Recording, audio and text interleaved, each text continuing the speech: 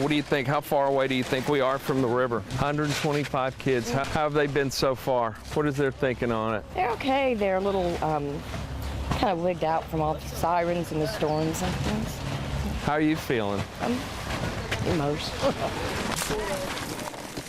Working hard to make sure that we keep the water out of here. Have you seen the water this high before? Close. Has this one got you scared? Yeah. Keep it open. One message that you could, you want to tell people about what's going on here, that you want the people in the city to know, what would it be? Pay attention. It's real. I first covered this story as breaking news nearly 6 months ago. It was the first day of what was supposed to be this girl's senior year of high school. And I have to be honest, I wasn't sure if she would make it. I knew it was her. She had on the red shirt and jeans and tennis shoes.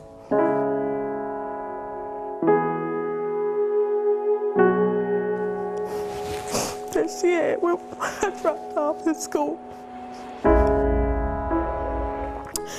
And they were doing CPR on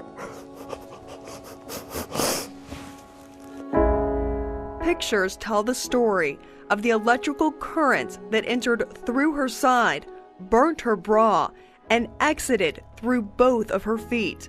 A jolt that knocked 17-year-old Tierney Burridge unconscious and stopped her heart. And she was just staring into the sky. Barbara Turner says her daughter wasn't blinking as rain fell on her face while on the ground near her school. And I began to just come out of mama mode, and I went into spiritual warfare. And I began to pray and ask God for her life back, because she was lifeless. And we found her without a pulse and in a fatal heart rhythm. Within 2 or 3 minutes, if our heart is not revived, there is extensive brain damage and death occurs, within 5 minutes. Dr. Kanwaljit Sunny Anand says Tierney's heart likely stopped beating for 20 to 30 minutes. I wasn't sure she would ever talk or walk. These photos show Tierney during her first weeks at Le Bonheur Children's Hospital. I just believed God that He was going to restore her.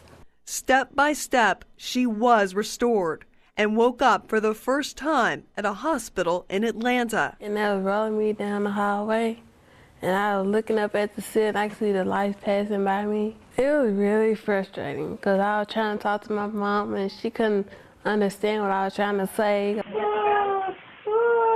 I was just making noises, I wasn't making words. Then came painful rehab sessions. 72, 73. Nearly 6 months after the strike that nearly took her life. This is Tierney. It is good to have you back. It is Tierney's home. Hey, baby. I'm doing wonderful. I'm just so thankful that I'm back here, my family and friends. You are a living miracle. Yes. I arranged a reunion between Tierney and her first responders. Yeah, this is the first one that jumped off the truck and ran to where you were, right here. Oh, I love to see you walking. It's beautiful. Sorry, just so surprised to see you. This is why we do what we do. I think you beat all the odds. Tierney says she knows why. It was my time to go, I guess, so he brought me back. Tierney still has a long road of recovery ahead. Her vision is blurry and she has problems with short-term memory. For instance, she told me she can't remember what she had for breakfast. Doctors say it takes the brain a year to 2 years to heal, and Tierney is only at the 6-month mark. In the studio, Lori Brown, Action News 5. Snow, again. And still, Steve Johnson's not accustomed. Had to snatch proof to take home. I've been in Texas for the past 10 years. At Overton Park. I'm just enjoying it. Austin Scott and his girlfriend love it. So too does their dog Buddy. Students have no complaints. After all, school let out 2 hours early, even though the 4th snowfall of this winter had already melted. It's kind of fun. As much fun as it can be, perhaps it's also getting old. Want it to stop? Want it to all just go away?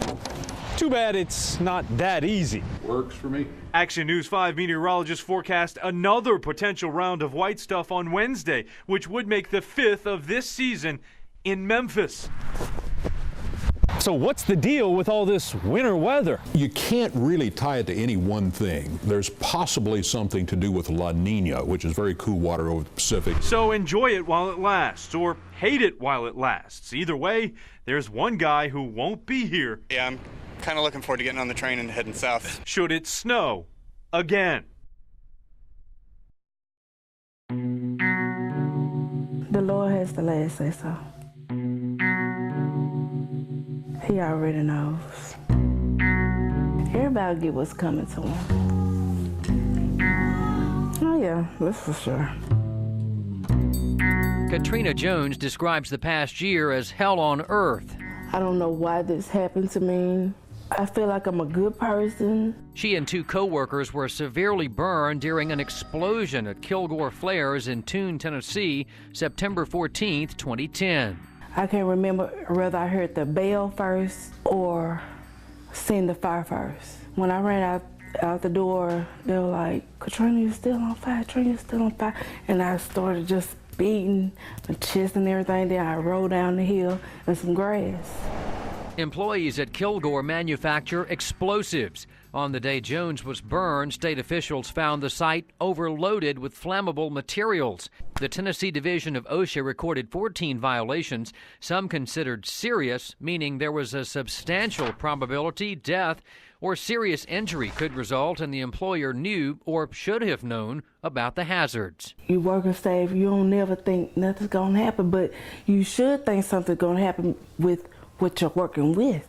You're working with explosives. Yeah. The Action News 5 investigators uncovered a history of deadly explosions at the plant. 2 employees died after a fire in 1993, 1 in 99, 1 in 2001, and another just a few weeks ago when Erica Jarrett, who was burned the same day as Katrina Jones, died from her injuries after spending months in the hospital and rehab. We wouldn't have got burned this bad. We have sprinklers in our booth. I guess they're supposed to sense a fire or a spark or something, but they didn't go off. The cause of the fire that killed Jarrett and injured Jones was undetermined, but investigation records from the 1999 fire show the building had not been cleaned of residual material that posed a fire hazard. And the company paid $200,000 for several workplace violations investigators say contributed to the 2001 fire.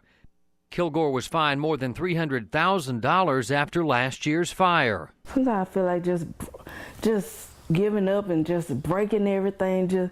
I'm knowing that's not going to solve anything, and then again, I feel like it's going to solve my anger. The Kemmering Group purchased Kilgore Flares in 2001, and since then, a company spokesperson says they've spent some $50 million on automation facilities and safety improvements there at the plant. They say safety has and always will be their #1 priority. Jones's safety, however, is no longer an issue at Kilgore. The company fired her in August, almost a year after flames torched her arms, upper body, and face. Kilgore said they kept Jones's job open as long as the law required them to, and that they would hire her back if and when she's able to return to work. Jones is now relying on workers' comp to help with medical expenses. You can have faith that's the size of a mustard seed. That's all you gotta have. Faith that no other employee endures a baptism by fire. For the Action News 5 investigators, I'm Justin Hansen.